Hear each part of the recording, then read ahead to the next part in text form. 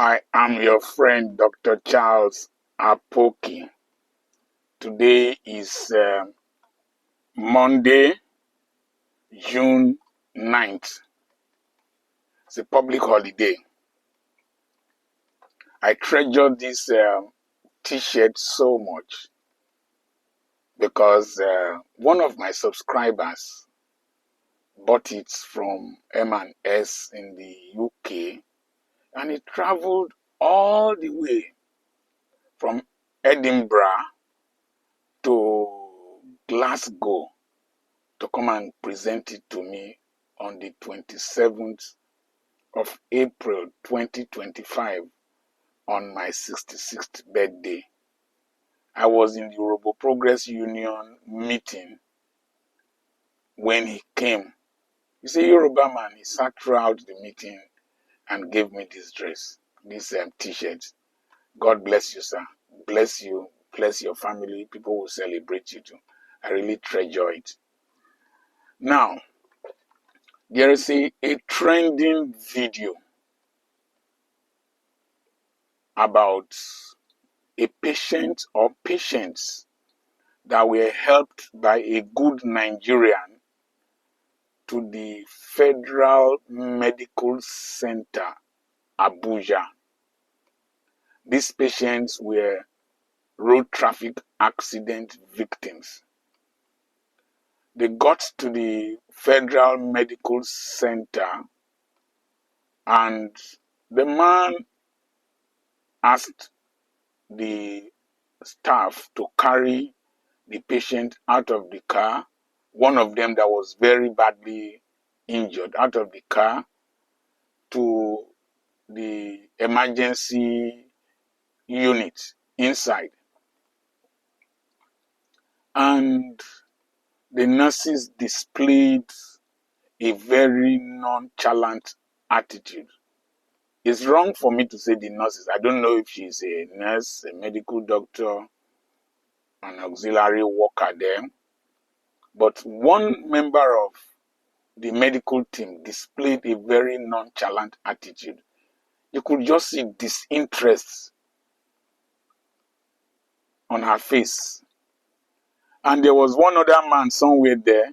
He was typing on a computer, watching a computer, a laptop. He was not interested. And as I looked further on, I could see somebody with a white coat. Most probably, he could be a medical officer doing a ward round.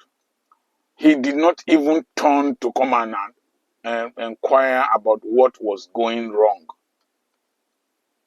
And then the nurse came out, or the worker came out, was asking after some men. Most probably, the two men that later came in there wore hand gloves clumsily and used a wheelchair to carry an accident victim.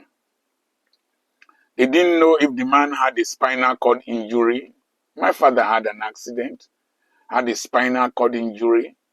They didn't know how to carry him. They didn't manage him well. That contributed a great deal to further damage and paralysis. If you see the way they carried the man after so much delay and argumentation into a wheelchair and carried him very lousily into the medical facility.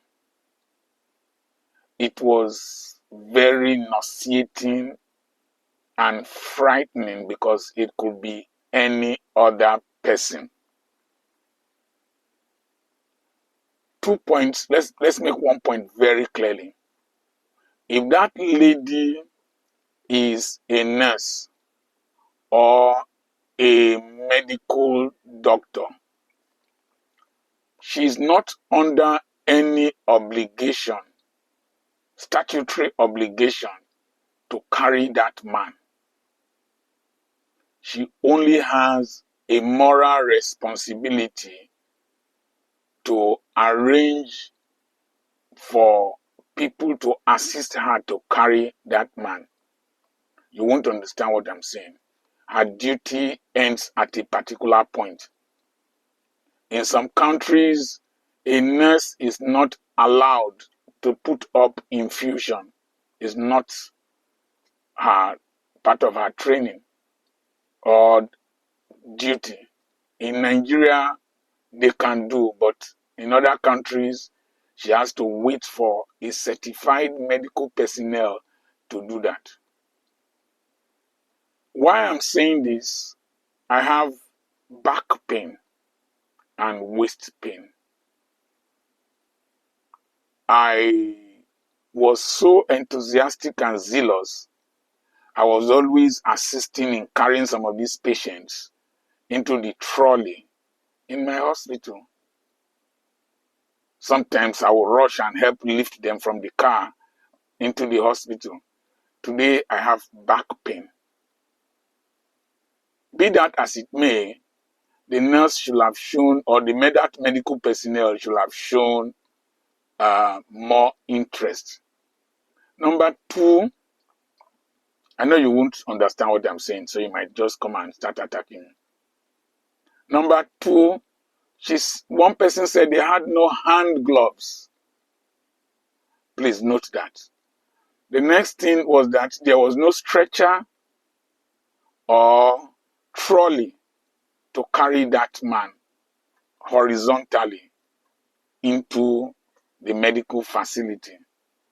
The next thing they said was that they were understaffed, that they lack personnel. You can't blame the workers. However, what happened there is a deeper sickness, a deeper cancer that has eaten into our society. That was just a manifestation of a symptom or a sign in the medical system. It is everywhere. It is everywhere. First thing you will notice there is nonchalance. Nonchalance. They don't care. They don't just care. Nonchalance is a major problem that people have. It's a cancer, a sickness that people have in Nigeria. They don't care. A local government chairman can be driving through a bad road to his office. A governor can be passing through a bridge that is about to collapse. He will not care, doesn't care. A local government chairman can drive through refuse and go to his office. He doesn't care. We'll do environmental sanitation days. Refuse will be excavated from the drains and put by the side of the road. They will remain there and end up inside the drainages again. No person cares.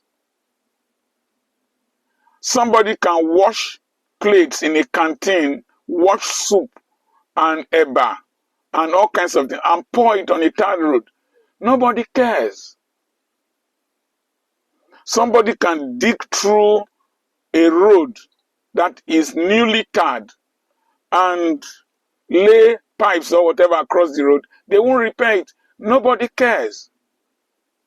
Somebody will hit an electric pole, the thing will be broken. Nobody cares. In communities where we come from in the Niger Delta here, water is readily available. You will see the community has an overhead tank, has taps in the streets. The head of a tap will get broken. Water will be gushing out from that tap. Nobody cares. In one of my communities, I had to ask them, what is wrong? Is it the sumo or what is wrong? They didn't answer. This is a community that gets money from oil. They didn't answer. I couldn't get a response. I called the king at one point, couldn't give me any response until the tanks that were empty were blown down by wind. And today, the water, they don't have water. Do you need government to do that? The President General, one of them died and they saw millions in his house. What will it take to replace what was wrong there? Service the solar panels and let water be there. What will it take? So we have a nonchalant attitude to life generally in Nigeria. It's sad. Now, my grandson had hiccup. The diaphragm was vibrating, was contracting. In my own time, when we were born, they would put a white thread on the head, that place that pulsates. I wonder what they were aiming to achieve. But the mother called an ambulance, and the ambulance came there to see that child. One time, that same child was having gripes, having colic. They called an ambulance. The mother was in church praying, and she saw show. They carried her to the hospital ambulance. It is sad. This is a country where a president can have a convoy that is longer than that of the Prime Minister of the UK. If I saw ambulances in the video, sometimes maybe no fuel. The battery can be bad. The driver might not be around. Some of them, if the drivers are around, they might be drunk. We have this nonchalant attitude to life. It is very bad. I was told a story of a woman going to pick the child from the airport in the UK. I think we were heading towards Heathrow very early in the morning. A woman was going to pick the child from the airport, the son, and she saw a deer or an antelope that was accidented on the highway. She stopped, called for an ambulance and these animal care people, and waited there until the ambulance came to carry the animal to the veterinary hospital before going to pick her child. They care. I was in Germiston in Johannesburg, and we were driving through somewhere, and the young man with his wife saw that the gate to one park was broken and the rabbits ran outside. He said he was going to meet the local council authorities to repair that gate because of rabbits. Hey, Jesus Christ. Rabbits. They care. We don't care. Everything you are seeing in this country, this is a country where I will do the video on 226 million naira per street lights. I installed some recently in my street here and in my compound here, solar powered street lights. This is that country, no ambulance to pick those people there, or there was none that did it, even if they were they existed around them. 28 years ago, I came back from my mother's funeral and I met a dead patient in my hospital. We tried to ask the nurses what happened. They said he was walking down the road, the Kotekmene road, and a vehicle hit him and he fell into the gutter, cracked his skull. And he was speaking Akwa Ibom language. And they went and called a tailor called Mandaigo, drunk, that brought him to the hospital. My hospital was just along that road. And the nurses refused, told them to take him to the specialist hospital or the central hospital. They refused because he had nobody with him. And the man died. And I came in from the burial from Delta State I drove my car without brakes from Ibrahim to Aba, without functional brakes. Got there, I met this patient. So I ran to the Nigerian Television Authority station just up the hill, a little bit from my hospital, NTA Aba. I told them to make a public service announcement that there was a man who had an accident from Akwa Ibom. He is dead. These are his names. We didn't know his name. And that any person who has lost a relative should come to our hospital and identify him and take him away. They told me they will not make that announcement. They told me. This is a station that used to come and interview me regularly. Then I was not a big boy, however. But they knew my hospital, and I was quite popular in Aba. They refused. Then I drove up the hill. I didn't drive. I managed to go up the hill somehow. And I went to the traffic police station there, opposite where UBA Bank used to be, near the NEPA office then. And I met the police officers. I told them, we have an accident victim in my hospital. He is dead. Please come and I want to make a report. Let's go see him. If possible, we'll take him to the mortuary. I drove. There was another car in the house. I drove. They refused to accompany me. They refused to accompany me. Then I took the man to the mortuary. And from September to December, we didn't see his relatives. And the police came, the SIB, State Investigation Bureau, they came and they were stressing me until somehow one of my nurses managed to get the relatives and he was carried away. The police refused. When they were troubling me, I told them I went to the police station. Let's go there. We went there, and fortunately for me, there was a police officer that overheard me talking to them. This not be the doctor when come here. When been they talk to them Oyibo that night, say, make them go see one patient, and they no gree go.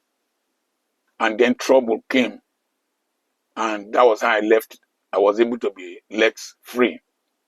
But that Oyibo that refused to join me, I later operated on him in my hospital and I treated him well. So it's just a nonchalant attitude we have. A vice chancellor will know that there's no electricity. Like in the University College Hospital, Ibadan, UCH, there was no water, no electricity for months. No person cared until the patients started banging pans and doing all kinds of stuff. Imagine banging pans in a hospital that has a pediatric unit that you might have people with tetanus.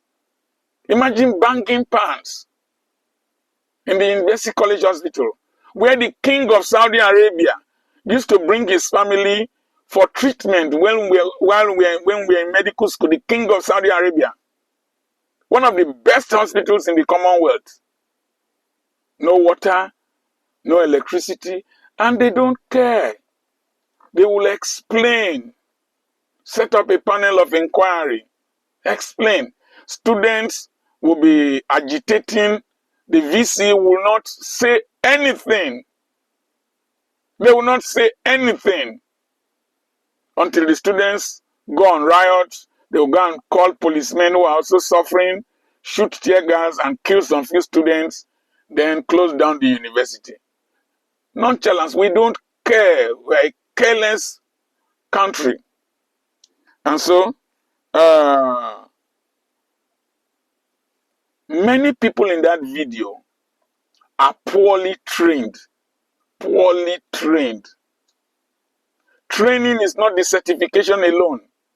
It's the discipline you go through, the orientation you go through in your training, in the pursuit of your career. training, retraining, the orientation. The first lecture you will receive in clinical school, or I received in the College of Medicine, was that this is a noble profession. If you must make money from it, if you see it as a money-making venture, you will practice wrongly, you will do malpractice. And they told us the story of a man in Oshogbo, a surgeon, a doctor. He was doing appendectomy, and the parents of the boy had not paid the deposit. He brought out the appendix and told the parents. The appendix was still attached to the cecum. Brought the appendix out and said, see, if you don't pay money, I won't put it back inside. He didn't know the child was already dead. By the time he finished, the child was dead. He had to explain to the parents what killed their child. And he go explain, tire. I was somewhere, they were doing surgery on a boy who had a skull fracture, and they wanted to repair the fracture. The boy was walking all over the place. His name was Paul. I remember it vividly. They were doing the surgery. The anesthesiologist was reading a novel. And I remember at a point, the blood on the operation site started becoming darker instead of bright red. The tube had disconnected. The idiot was reading a novel that he could read at home. And the boy died, and Paul died. Nonchalance, stupid training. You see, research has shown that 30% of deaths in hospitals in America are as a result of accidents in the hospital. People will walk in, people will come in, then they will eventually be badly treated and then die. And so you have to be very careful when you go to hospital, because some of these fellows are poorly trained, nonchalant. My PA, Abraham, had abdominal upset a few days before we traveled. And he went to a big hospital at Warren. 3 doctors were around him. And then they sent him for a series of lab tests and scan. He was not getting better. Then he was smart. He said that the wife should give the phone to the doctor. Let the doctor talk to me.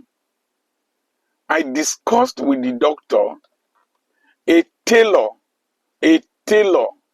had better clinical understanding than the medical team. And I told Abraham, leave that place immediately. And I called one of my younger ones, and they went to his hospital, and immediately treatment started. Abraham got well. But he had missed the trip with me. You see, he was talking about prostate. The person is having pain around the umbilicus, the navel. You're talking about prostate. The person is passing urine normally. He is just early 40s. What are you going to do PSA for? Is it Dr. Paul, comedian Paul that is the doctor that the prostate was quarreling with the intestine? Or what? He said he had a fatty liver. Fatty liver? How? Is the liver enlarged? Just stupid diagnosis. With minimal antibiotic treatment and antacids. He got well. My daughter was in labor, and I called the chief medical director of the hospital.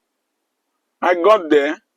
As at that time, I was older in practice than the chief medical director, and every person in that hospital. Got there, my daughter was in labor. There was, the theater was not cleaned because one cleaner can do 2 shifts. One nurse can do 24 hours shift because there are not enough personnel. The people are tired and discouraged.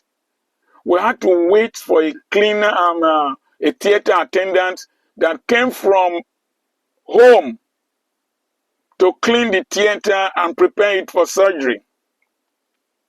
Meanwhile, the gynecologist was watching Manchester United and Liverpool on his phone. He was not concerned. Even after I had introduced myself that I was a medical doctor, and apparently he knew I was far his senior, he was watching. God help my daughter. By the time the theater was ready, the head of the baby was nearly out. Thank God for their delay and stupidity. But the baby could have died if not for God. Recently, my daughter had an issue that just needed drinking more water. One dirty doctor, crazy doctor, said that she needed surgery. You know, the people you have with a physician is not valued in his home. Before she went to hospital, maybe because it's women issue, she didn't tell me. That doctor will have taken her, operated wrongly on her. Bad training, poor training. They cheat in exams. They don't go to lectures. Doctors use phone to check out diagnosis and treatment. When they will write the list of drugs for you, you will see drugs that antagonize each other. They will write so many lab tests. You don't need all those so many lab tests unless you just want to commercialize it. So, it's a decay in our system. Now, our institutions are ill-equipped. I said there was no stretcher, no trolley. If the man had a spinal cord injury, the way they carried him would destroy the vertebral column and the spinal cord more. They had no staff on ground, not enough. The ones that were there most probably are tired and regretting why they were born in Nigeria and why they were left behind. Some of them that are there are frustrated because they need to serve 2 years compulsorily before they will go to New Zealand or go to Australia or go to the UK or go to the US. So they are just there occupying space like a tumor. That's why they brought out that cancerous behavior. Say no hand gloves. Wicked they come. But this is a country where the same wicked drives a Rolls Royce to the stadium or whatever arena he was going to for either May 1st. Yeah, I think it should be May 1st. Driving a Rolls Royce with people running. Tufi Aqua! Drive a Rolls Royce in a country where there are no hand gloves. In your hospital, in the Federal Medical Center. Why would there be hand gloves? Why would there be trolleys? While the person who built Lagos, who is building Nigeria, travels overseas for treatment. Buhari, overseas treatment. The son had an accident, overseas treatment. If they have pimple, overseas treatment. They have headache, overseas treatment. Why would they develop their hospitals in this country when they can easily fly overseas? It did not start with Buhari, Tinubu, or Wike. With Tinubu or Wike. Buhari's wife, Aisha, said that there is no Panadol in the State House clinic. And just like this set of criminals here, the budget for the State House Clinic was more than the budget for 16 federal teaching hospitals. But no Panadol. Where did the money go to? Now, the people just don't care. They don't care. They treat us like animals. They see us like animals. And anytime I make this statement, somebody will say, Nnamdi Kanu said that Nigeria is a zoo. Even zookeepers take care of the animals. They secure them. Hunters and herdsmen and bandits don't go to a zoo to kill the elephants or to kill the lions or to kill the snakes or kill the monkeys or kill the deer in the zoo. We are worse than a zoo. Now, the Nigerian citizen, his budget for health for a year is, as at the last time I checked, is $8 per annum. $8. That is the money budgeted. If you take the budget divided by the total population of the country, capital and recurrent is $8 per person for a whole year. While in the EU, a cow gets $2.5 subsidy annually. $2.5 subsidy, $2.5 daily. That means in 4 days, the European cow gets $10, $2 more than what a Nigerian is budgeted for a year. So that's why that incidence there, they don't care, they don't value you. But look at the interesting part. The man talking has a northern accent. The man who took the persons there has a northern accent. The person that was carried, I looked at his dressing, he had a kaftan, most probably. So he's of northern extraction. When people are demonstrating in this country against bad governance, these are some of the same people that will criticize those demonstrating against bad governance. There was one protest. Some northern youths were recruited to throw stones and burn cars in Abuja during EndSARS. Today, that man most likely could have voted APC, assumed. We don't know if he is a police officer. Could be a police officer, and if there was demonstration against bad governance, he would be among those who would come out and shoot tear gas at people. I'm just assuming. I might be wrong. Let this not distract you from the message. The point is that Nigeria will catch up with every person with time. With time. I was just imagining myself in that same position of that man, helpless. I was imagining my children. I'm always scared of falling sick here. Because if you fall sick in Ogeli, the place they will carry you to is Ogara. Traffic, bad road, badly trained medical personnel. A woman had surgery. I don't know whether it was intestinal anastomosis or whatever they did. And they were transferring her from Warri to the teaching hospital in Ogara. The woman is a Jehovah Witness woman. They don't take blood transfusion. They transferred this woman with an ambulance to Ogara Teaching Hospital without an infusion. By the time they got there, the kidneys had collapsed and the woman died. That is the state of Nigeria. We speak because we care. We speak because we have seen. We speak because we know. Don't come here to say trash from your dirty, ignorant mouth. One day, Nigeria will catch up with you, your wife, your children, if we don't change this country.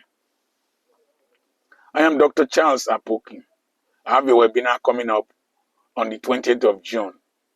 I have properties for sale. Send a message to +234 80 21 21 92 62. God bless you. I'm sad.